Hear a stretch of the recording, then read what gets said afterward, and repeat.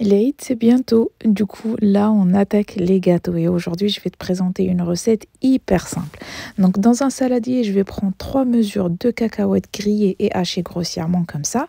Je vais utiliser la même mesure pour le sucre glace. Je vais mélanger les deux et je vais venir les mixer dans un robot jusqu'à ce que les cacahuètes sortent le gras. Du coup, on va avoir une pâte comme ça.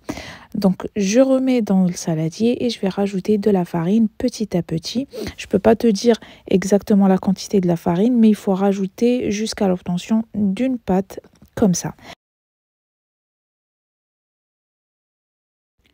Ensuite, je vais former un boudin que je vais couper en mini boudin, mais pour ça, je vais utiliser une règle et là, j'ai fait à peu près 6 centimètres. Comme ça, toutes les pièces, il faut qu'elles soient en fait de la même taille. Donc là, je vais réserver et je vais mettre de côté et je vais passer aux feuilles de briques. Donc là, j'ai coupé les bordures comme ça, j'ai un carré et je vais venir faire des petites bandelettes, mais cette fois-ci de 7 centimètres. Il faut absolument rajouter 1 centimètre de plus que les mini boudins. Donc tu vas comprendre en fait pourquoi quand je vais te montrer la cuisson. Donc là, il faut absolument les mettre dans un sac pour que ça durcit pas. Ensuite, là, je prends le mini boudin de ma pâte et je vais faire un tour et demi dans la feuille de brique. Et je vais utiliser un blanc d'œuf pour pouvoir fermer en fait la pièce de mon gâteau.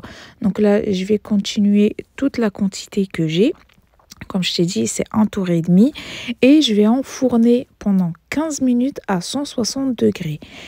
Et là, les chutes des feuilles de briques, faut surtout pas les jeter. Je te montrerai dans la recette suivante ce que tu vas faire avec. Donc là, j'ai récupéré mes gâteaux et là, tu vois, même si on a mis 1 centimètre de plus, mais il y a des bordures en fait qui dépassent. Donc moi, je les ai coupées comme ça me fait une pièce vraiment très très nette. À l'aide d'un pinceau, je vais venir badigeonner un petit peu de miel et je vais tremper dans des amandes effilées qui sont déjà grillées et je pose dans des caissettes. Franchement, ce gâteau, il est hyper facile, ça prend pas beaucoup de temps et surtout, il est super bon et regardez comment en fait, c'est très joli.